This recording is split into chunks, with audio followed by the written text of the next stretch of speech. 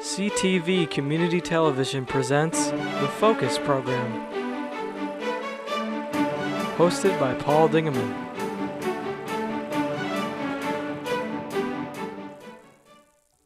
Welcome to another edition of the Focus Program. My name is Paul Dingaman. I host this program, which goes throughout northern Macomb and all of St. Clair County, and of course Marine City and St. Clair.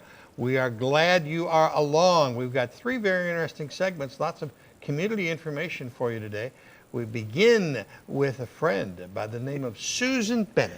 Mr. Dingman, Nice thank to you see so you. much Welcome for back having to your the Focus crew Set. and your viewers. Well, thank you. Thank you. You have a wonderful job in Port Huron, Michigan, called the executive director of that great building place called Port Huron Museum. I do. And I couldn't be more grateful. Lots of things going on up there. We have never looked for something to do. The to-do list is never fully completed. You just completed a wonderful run involving alcohol.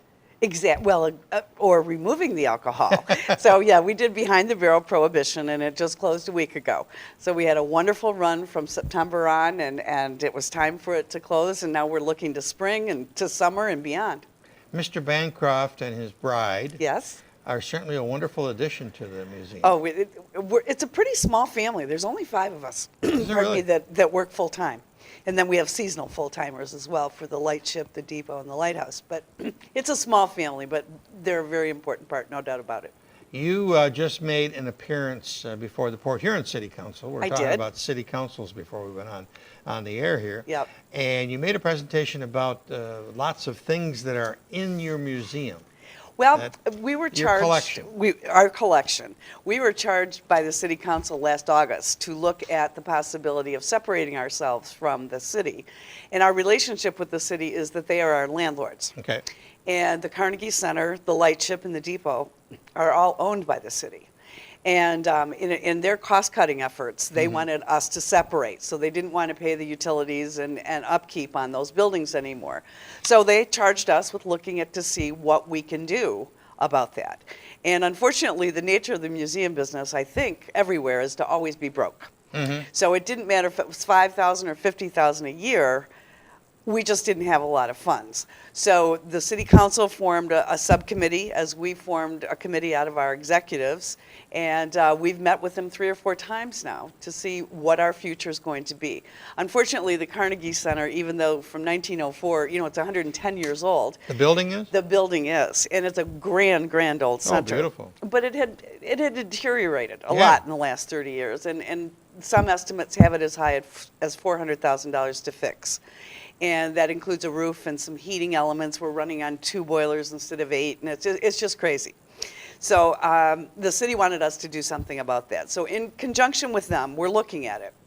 And one of the possible outcomes, and I say possible, is that we may leave that building and repurpose ourselves someplace else. Again, that is one of many wild ideas that are out there. This isn't a 2-week, 2-month, or even maybe 2-year process. So I don't want anyone to be upset, and that's why I'm so delighted to be on your show to clarify some of this stuff. Well, we're experiencing the same thing here in the East China School District. They were having a research meeting about cutting budgets and et cetera, maybe a possibility of closing schools, not closing schools, and all of a sudden popped up, somebody mentioned at a meeting, well, what about the high schools? And all of a sudden, there it was on the front page of the paper that East China Schools was going to consolidate into one high school, which is totally not true at this point or any time in the near and that's future. the thing with we were kind of the victim of an unfortunate headline too. Yeah. The story was terrific and explained exactly what was going on. But if you read the headline that said the museum will sell their collection, Going tomorrow. yes, the phones went off the hook. People were showing up with trucks trying to get their stuff out of there. And it was just wild. And sadly, it takes something like that to find out how much people pay attention. That's right, that's right. So we went to the city council, and one of the things we need to do and have needed to do for 20 years is clean out the collection. And when you start a museum in the 70s, you take pretty much anything anybody will give you, whether it's valuable or pertinent to the mission. You just take whatever People anybody want to help. fill it. Yes. And they say, here, I'll give you this. And you're so thank you. And it's old. The museum will want it. And we've done that for now 50 years. So we have a lot of things that aren't pertinent to our mission, and we're taking up an additional 2,500 square feet of storage space elsewhere in Port Huron, in addition to our own jam-packed back rooms. And we need to start to figure out what we really want to be. And part of that will be what we really have in our collection that is meaningful to the community in the region. And that doesn't include a basket with a wall drug tag on it from South Dakota. So it's those kind of things. And prior to this, we had to go to the city council to take anything out of the collection. And we wanted them to give up their rights to the collection so that we could do three things. Number one would be to repurpose. Number two would be to reassign. And number three would be to remove. Okay. And my best guesstimate is we're talking about removing maybe 5% of the artifacts we have. Brought along some pictures. I did. And if Evan will throw those up for us, we'll sort of go through them semi-quickly.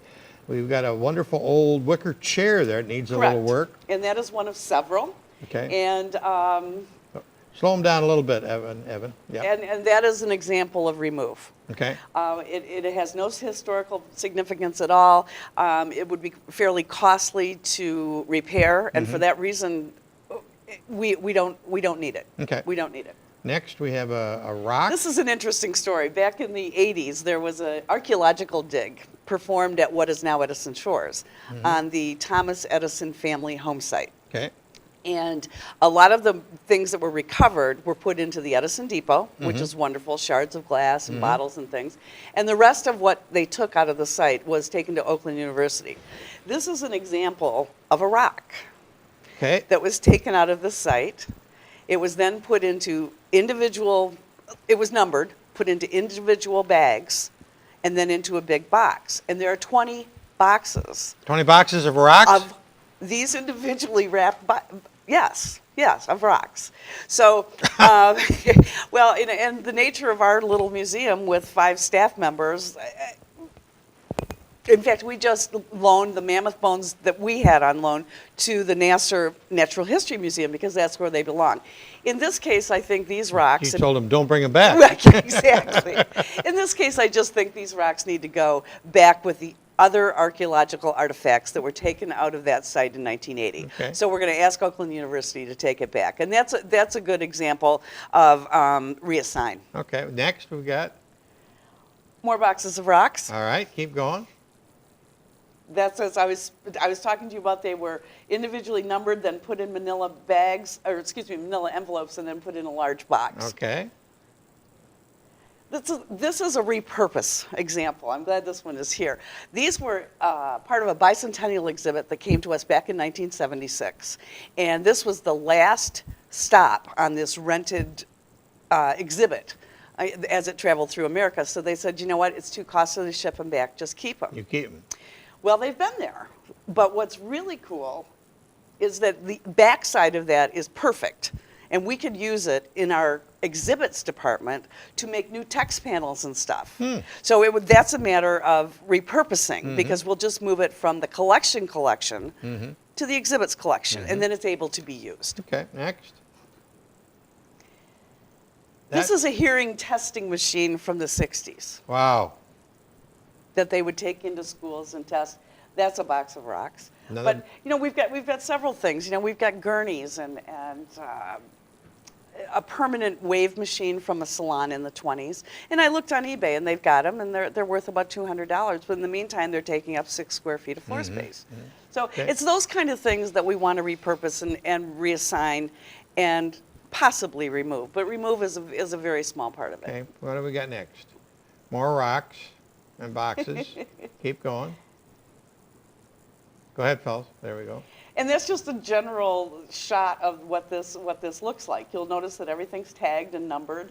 And because it is off-site, it isn't something you can go down and work on for a couple hours and come back. But we've got a newly invigorated collections committee, and they can't wait to go down there. And this is also a good time. I mentioned the numberings and stuff. Well, we have a huge catalog of what we do have. Everything that has been accessioned, that means accepted into the collection. And we have to go through quite an extensive and strict process to deaccession them.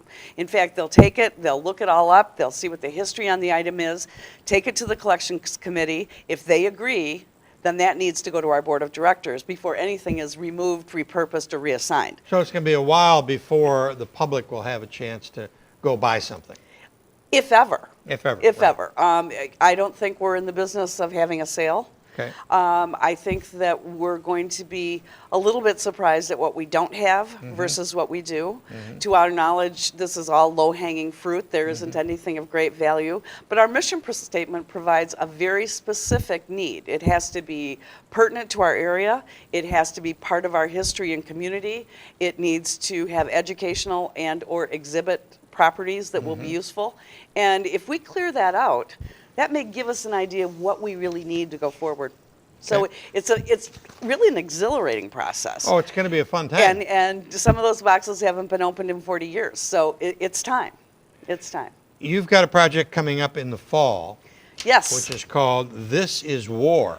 Yes. And you are going to have a community roundtable meeting Tuesday, the 24th of February at the museum, 11 a.m. And talk to me about what this is all about. Well, we had tremendous success with a little thing called the Storm of 1913, remember, 2 years ago. Yeah, it was We great. had almost 12,000 visitors in a couple months. So we're looking to repeat that with This is War. And the concept behind it is for every war that America has been in since the Revolutionary War, we're going to have a story about it. We're going to have artifacts, be it uniforms, guns, whatever, and a local story to go with each of those wars. And we've got a lot of places to research, and we're fortunate enough that some of the most recent wars, we have many, many military veterans that are still with us, or families that went through it. So we're inviting people to come in and tell us their stories, and then we will then transform those stories into part of the exhibit. We did this for 1913, and it was wildly successful. And we've already partnered with the American Legion in Port Huron, and they're going to help us out with some of our exhibit artifacts and such. But I think this is an opportunity for community input that we don't get often enough. So we're going to have one then, and we'll probably have another one in early May. Yeah, I jumped in there probably before you finished on the collection, but basically it's going to be stand by and wait. Well, and I don't want people to be upset. You know, Right. again, thank you for letting me clarify, but we have no intentions of getting rid of Grandpa's pocket watch. Okay. We just need to cull things that aren't important. And we've got, as I said, a very active board and a wonderful collections committee who take their job very seriously. And as we sort through these things, and it's going to take months. Oh, it will. There's a lot that can go, but there's a lot that will stay and perhaps be in a different collection, if you will, but still be part of the Port Huron Museum. See, everybody always wanted a Thomas Edison souvenir rock. And Well, you've again, got- they belong at Oakland University with the rest of it. Yeah. You know, we don't have the facility to do it, but it's all part of the grand plan, and as this evolves over the next couple of years, I can assure you the Port Huron Museum will be there. It may not be in the business that we're in right today, but it will be there. Well, welcome to the rest of the world. Indeed. Change is Everything hard, changed. but we're ready to embrace it. That's a great way to put it. Thank you. Always a pleasure. My to have pleasure. Susan Thanks Bennett, to your crew. And we will have you back as this story continues. And it will. Thank And you, the- Paul. And the war begins. This is war. This is war. Susan Bennett, Port Huron Museum, always a nice guest here on the Focus program. We're going to call them along with another one called Amy Smith from St. Clair County Community Mental Health in just a second.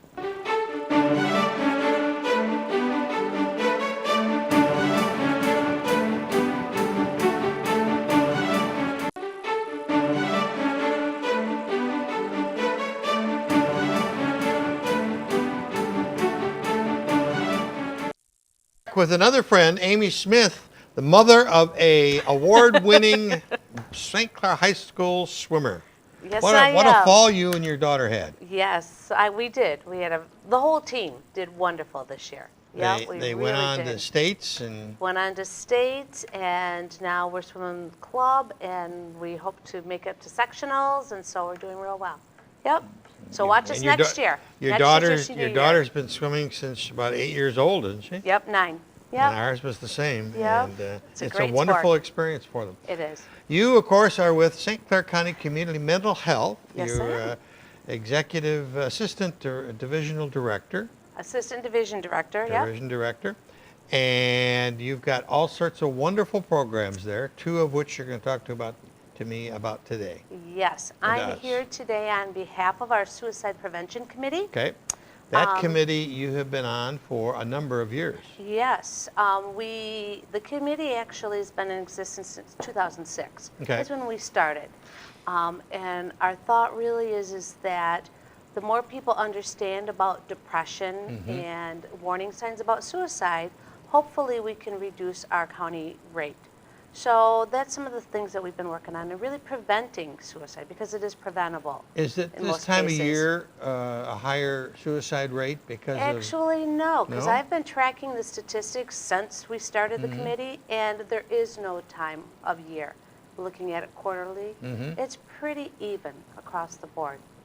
That's kind of a myth that you think it's in the winter, Yeah, right depressed after and yeah, cloudy and gray yeah. and Nope, a lot ugly. of times it's in the spring. It's a little higher, or in early fall.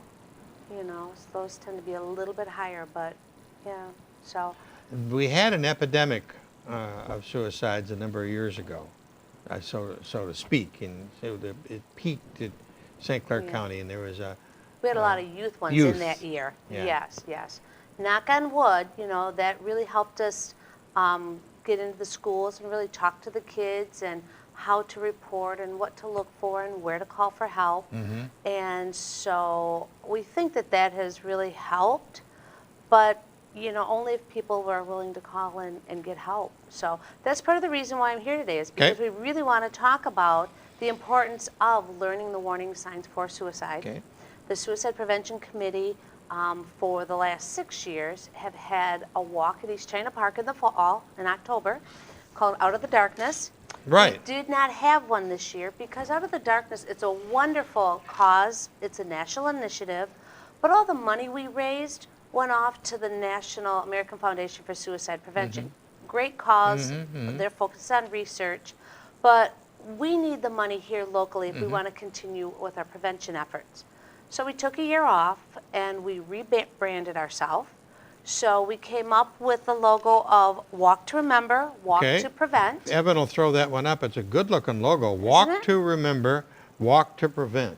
And, So, yes, this is our logo that we're using for our local there it suicide is. prevention There it is. committee. That's a good-looking logo. Yes, and so we worked with several survivors on helping to develop that. And our walk really is to help people understand what resources are available in the community and to provide support for those who have lost a loved one to suicide. And we've had like 200 people come to that walk. Yeah, so it is a really, really powerful event. The survivors really appreciate it. Again, it's prevention efforts. We contact all the schools and get the kids involved. And so we walk the path out there and have You're at signs the of East China existence. Park. East China Park, yeah. What a great place for a walk, for that and kind of then, an event. Yeah, so every year except for one, it's been beautiful. So What is the date of it this year? this year, we're still locking the date down, but it looks like it's going to be October 11th. Okay, it's going to be in the fall. Yep, October 11th. And out there, we also have the garden, the memorial garden. Right. So we want to raise more money so that we can then, again, finish that garden. It's a beautiful garden, beautiful location for people who don't have any place to visit their loved one. How can So- people help you on the Walk to Remember, Walk to Prevent now? If they want to help now, they can contact me at Community Mental Health. Okay. But we also, through the committee, are doing our first fundraising event is a scrapbook crop. Okay, all right. So my understanding, and I'm not a scrapbooker, but my understanding is there are a group of people out there who love to scrapbook all weekend long. Yep. So we are hosting a 12-hour scrapbook crop on Saturday, August 25th. April. I'm sorry, April 25th, you're right, April 25th from 9 in the morning to 9 at night. It's going to be at Community Mental Health in Port Huron. It's Okay, a right at your Saturday. location. Yep, it's a Saturday. $40 per person, paid up front, and it includes everything. There's continental breakfast, lunch, and dinner, and snacks. And all your supplies? No, you bring your own supplies. You bring your own supplies. Okay. But they Not just being a have scrapper, I wouldn't know. Yes, yeah, they bring their own supplies, but then we'll also have baskets that can raffle off. We'll have massages where the massage therapist is going to donate the proceeds back to our event and stuff. So it is supposed to be a great event. I even like free valet parking. Yes, we have rounded up some NHS students. Oh, that's a great to idea. come and one of the moms is going to, actually her husband is going to be the parker, and the kids will haul all the stuff back and forth. And yes. But you need to register for this, and, Yes. and you have to register by the end of March 21st, in Right. order to get your seat. Is there a limited number of seats? Yes, we're setting it up for 50 people. Okay. So there's room to spread out, and Yeah, they you don't have want the it regular- cramping. Right, and electricity is provided, which I guess is a big thing. Right. I'm learning about Right, all of this. right. Yeah. So But yeah. it's Saturday, April the 25th, Yeah. 9 to 9, and it's only $40. And if they need information, we've got your website on the your email address on Yep, the that's screen. great, and I can send them a form, and they can send it back. Okay. Yep, that would be great. Walk to So- remember, walk to prevent. Yeah, It's a very yeah. important process and very important work that you're doing. Yeah, we thank you, and hope members or people mark the calendar for October 11th. I'll be back to really plug the walk as it gets Yeah, closer, very and yeah. And then you're going to be back as the spring goes on. You've got lots of stuff we're going to talk about. Community mental through health the- has a lot of things we'll be talking about. We're glad to Yep, support you. Yep. Well, great. Thank you. Thank Amy, you. always a pleasure. Thank you, Paul. Get your daughter to swim practice now. I will. Jennifer Rose MacDonald. Many of you remember her as Jennifer Rose. She's going to be along in just a second. Talk about a wonderful organization in Port Huron. We'll be right back.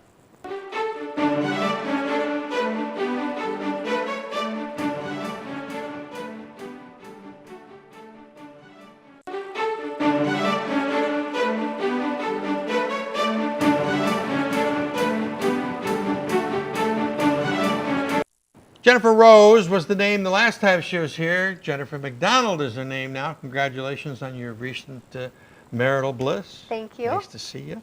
You are with the Blue Water Pregnancy Care Center. Care Center. It's The last 10 years. 10 years. Yes. My God. Lauren Hager was here with you a number of years ago when you were moving into the old Armbruster Building. restaurant. Yes. And It's been 3 years now.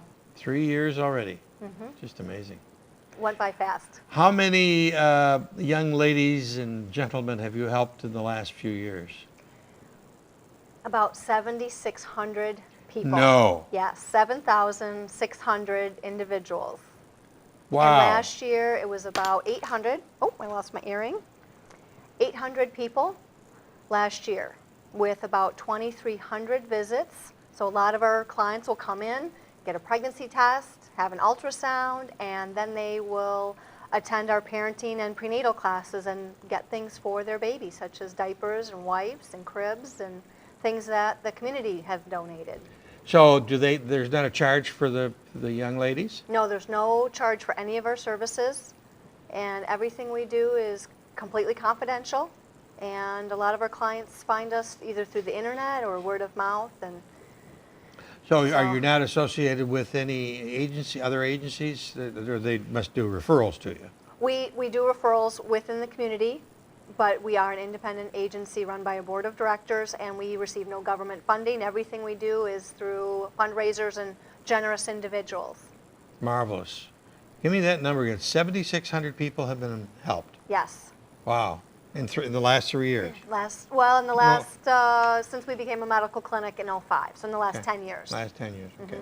You are here because I got an email from you about an annual banquet that helps pregnant mothers, and it's coming up in March, the beginning part of March, but there's a cutoff date, February 23rd, for reservations. Tell me about this exciting thing. You got a great speaker, a national speaker, Mike Williams. Tell me about him and about the event. Well, the banquet is our annual banquet, and it's actually on a different day than we usually have it. It's on a Monday this year. So So I want to make sure that people understand it's Monday, Okay. March 9th. And our speaker is a comedian. He's Okay. a very funny guy. His name is Mike Williams. No relation to any of the Mike Williams that live in our area. Mike Williams, our speaker, lives in the Dominican Republic. Wow. He's an American, but he lives there and has a ministry there. Has not only a funny time to spend with us, but he also has a great story, and we'll share a little bit more about how he works in the pregnancy centers. Wow. So this is not unique for him. No. He's worked in other pregnancy centers, and that's part of his story? Yes. Well, the pregnancy centers, there's a nationwide network of about 3,000 in the United States, and then there's pregnancy centers actually around the world. Most of them are independently run, but also work under the umbrella of national organizations for the high standards of care that we offer. You don't do any deliveries. No, we don't do any deliveries. I mean, so people can't be confused about midwives or No. midwifery. No. Like I was like, that's a We see the young women when they think they're pregnant. We do a pregnancy test. Then we confirm that with an ultrasound. They see their baby and see that heart beating, and it's amazing. Even right by the time the baby's 8 weeks old, inside the womb, it's about the size of your thumb, and the heart's beating, and all the body systems Amazing. are there. So the baby's growing very fast, and good prenatal care is very important. And we want to help moms get good prenatal care, and part of that is knowing that you're pregnant, and then the education that goes along with that we offer. Society seems to be leaning towards helping the younger people all the time. The state of Michigan has come up with additional monies for Great Start and other programs. I don't know if they've given you guys any money, but the society seems to be more concerned about the work that you do. Well, the reality is that early prenatal care and good parenting in the beginning stages of that baby's life is very critical to the development of that person. I just was talking to somebody recently about how important it is to read to your child from the very beginning. And babies can hear their mother's voice, their daddy's voice, even about 5 months of pregnancy. And there's things you can do, such as playing music at night when you go to sleep, and then the baby can, when the baby's born, you play that music, the baby will go to sleep. But you got to do that while the baby's in the womb.